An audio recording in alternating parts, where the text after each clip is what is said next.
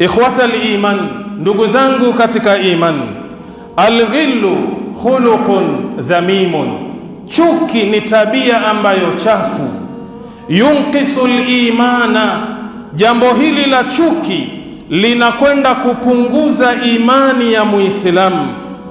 Wa huwa min aswa'i a'mali alqulubi, na chuki ni miongoni mwa amali mbaya ambayo inapatikana katika nyoyo za wanadamu. Wa aswa'il akhlaqi, na vile vile ni tabia mbaya katika zile tabia ambazo mwanadamu yupo nazo.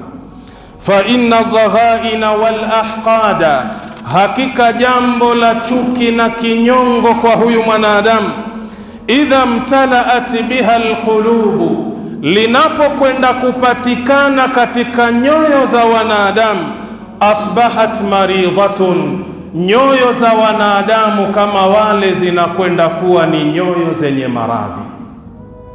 Mwanadamu yoyote katika moyo wake akiwa na kitu kinachoitwa chuki, basi afahamu ya kwamba huo moyo wake ni mgonjwa, unahitaji tiba ya Allah jalla fi'ala na tiba ya Bwana Mtume Muhammadin sallallahu alayhi wasallam.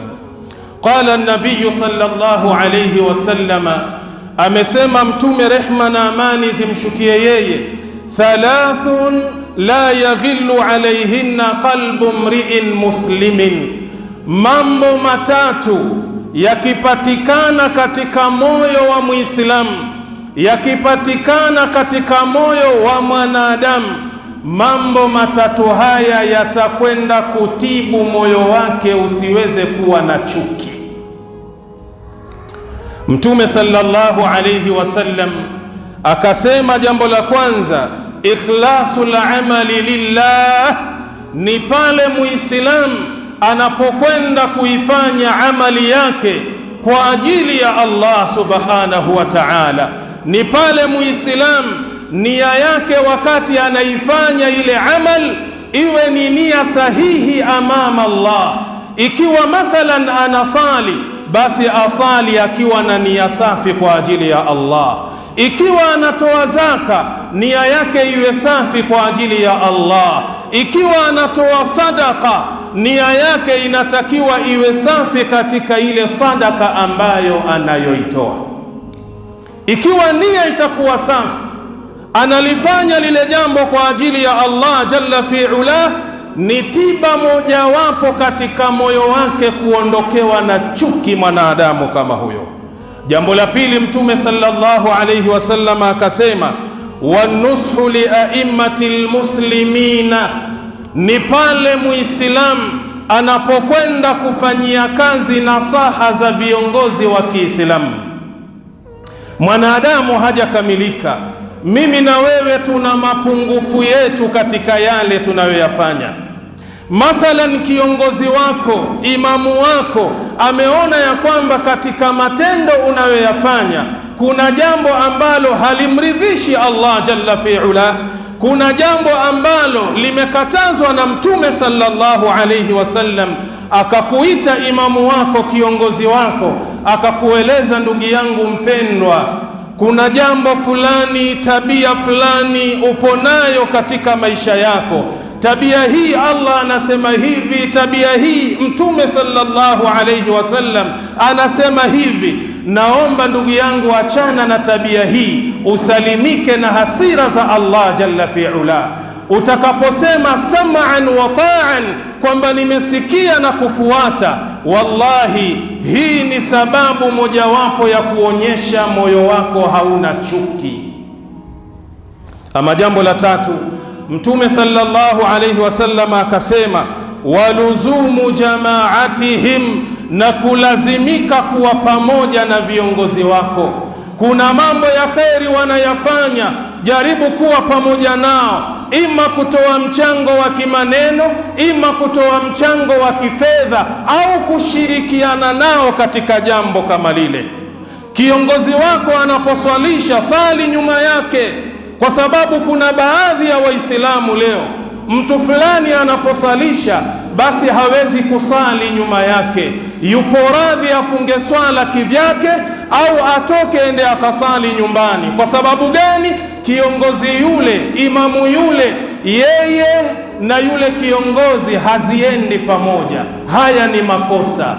Muislamu anapoamua kuwa pamoja na viongozi wake katika mambo ya kheri, afahamu ya kwamba katika moyo wake hana kitu kinachoitwa chuki.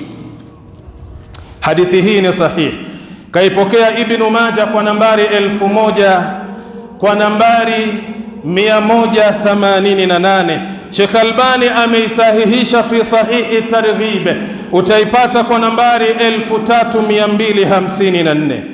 Waqad imtadaha Allahu ahla al-iman, na hakika Allah jalla fi ula amewasifu wale watu ambao wenye imani, alladhina khalat qulubuhum min al-ghilli wal-hikdi wash-shahnai wal-hasadi, watu ambao nyoyo zao zimesalimika kutokamana na chuki na kinyongo na machafu katika nyoyo zao na hasad.